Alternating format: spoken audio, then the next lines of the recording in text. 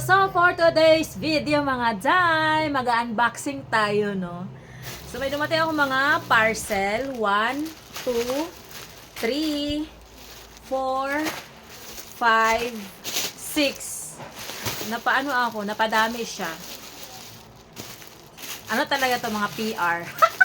Kunwari PR. Pero yes, chinek out ko to. So mag-unboxing tayo. So mostly ito mga ano ko is skincare to, no. So ipapakita ko sa inyo kung ano yung mga ginagamit kong mga skincare. Barato rin mag-sale man ko, diba? Kaya mag-check out na ako. So first item is yung ginagamit ko na so this is my first time nagagamit sa kay Cosrx na retinol. So, ang gamit ko kasi na retinol before is si Lux Organic. So, naglipat na ako kasi maganda din kasi si Cosrx. So, ito ay si Cosrx Retinol 0.5. So, nag-upgrade ako, no. Yung gamit ko kasi before na retinol is ano lang, mild. So, ngayon, nag-upgrade na ako. So, alam nyo kasi ayaw ko maraming wrinkles. So, syempre, sign of aging, pang-antay lang ba? Anti-wrinkles. Wrinkles. Ayun, yung first ko na, maganda siya. Maganda kasi yung mga gamit ko sa Cosrx. So, next natin na package na bubuksan. Yes, sa mga nakakaalam, hindi talaga pwede na wala akong collagen. So, bago siya maubos, I make sure na bumibili na talaga ako. Akin na ngayong ano ko dyan, collagen, Huy, akin na muna. So, user ako ni Newmon. Si Newmon kasi is, wala siyang gutom na nararamdaman. So, ito yung gamit ko. Paubos na kasi siya. Tapos, ito naman yung ginamit ko. So, tinry ko to. Ito kasi, collagen talaga to, no?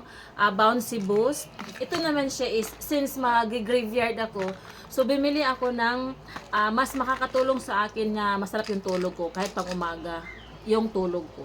Diba, wala akong tulog sa gabi, pang umaga, so para masarap pa rin ang tulog ko. Sila.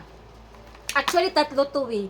May collagen pa, yung color orange. So, suki talaga ako ni Newmon. So, shout out kay Newmon. Hindi nila ako binibigyan ng PR eh. Pati si Cosrx. User ako nila. So, next is ano to? Si Cosrx din. Akin na nga yung isa kong vitamin C serum. So, paubos na rin yung vitamin C serum ko. Bago maubos, so bumibili na naman ako ng bago. So, di talaga pwede wala akong vitamin C serum. Kasi ang vitamin C serum is nakakatulong talaga siya, pampaputi, and anti-aging din siya. So, ito siya, paubos na siya, day. Ginatilo ko na lang. So, bago siya maubos, bumili na ako. So, nag-sale kasi siya. Kaya, nag-get out na ako. Maganda kasi talaga siya. Kasi, kung oily skin ka, maganda talaga si Cosrx. So, ganyan siya. Pag dumating, and then may drops. So, pwede na wala akong vitamin C serum. Nasasanay na ako eh. Kasi, nakakawala din siya ng mga basta maganda siya. Hindi ko ma-explain. And then, hindi din siya ma-oily sa mukha. So, paubos na siya. So, bago siya maubos, I make sure na nakabili na ako. Hindi pwede na wala tayong mga skincare, day. Yan lang yung way ko na para mahalin yung sarili. So, yun lang. User ako ni Cosrx. And then, next tayo. Ito. Next package. Ano ba to? Saglit. Hindi ko alam kung Isler. Hindi na kasi ako nakakabasa ng malapitan, no? Ilalayo ko na siya. Sign of aging na talaga siya, day. So, Isler Skin. So, ano to siya? Yung facial wash. So, nag-try ako. First time ko mag-try sa kanya. Maganda kasi yung, niya, no? Yung mga review. So, gagawa ko ng separate review each item. Kung gusto nyo lang, yung mga skincare ko. Yung mga skincare ko kasi is, okay lang. Maganda talaga siya.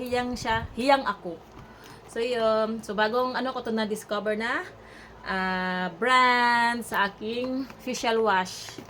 So, yan. See? Islander. Parang alam ko, nakikita ko kasi to eh.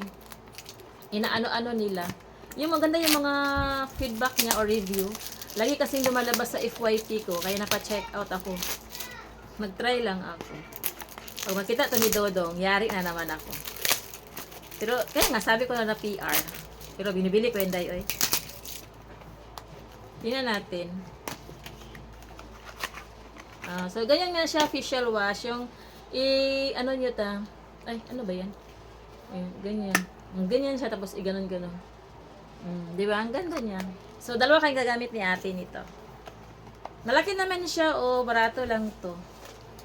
Nag-sale din kasi siya, no? Kung hindi kasi sale, medyo pricey. Pricey talaga inabot nito dahil. Yan.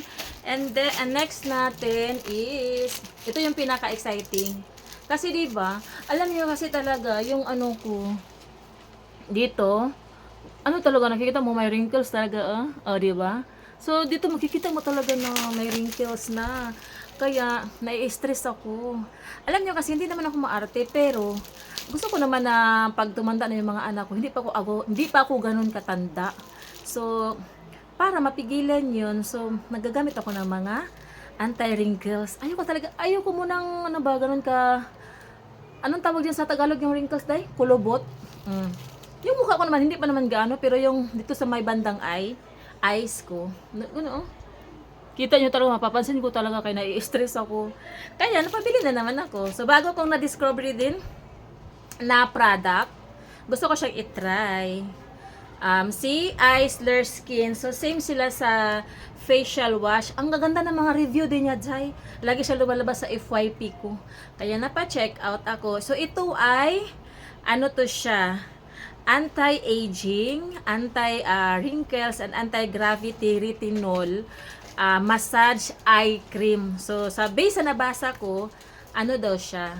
Anong tawag niyan? Yung massager siya sa dito sa may bandang eye. So, kung naghahanap kayo, try nyo. Tumura lang din to, day. Nag-sale kasi talaga, day. Kaya pinag-check out ko na.